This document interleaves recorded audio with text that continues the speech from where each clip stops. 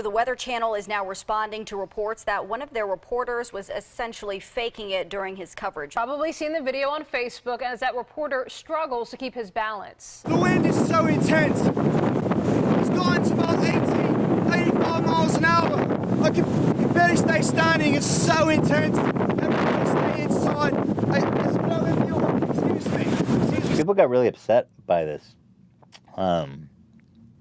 Over dramatizing of how bad it is. Miles an hour.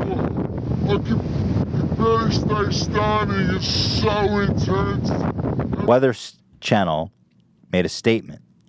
They're supporting their boy. They're not leaving him out in the trenches. They That's said. good. Yeah, they got his back. You know, the weather people, they're a tight knit community.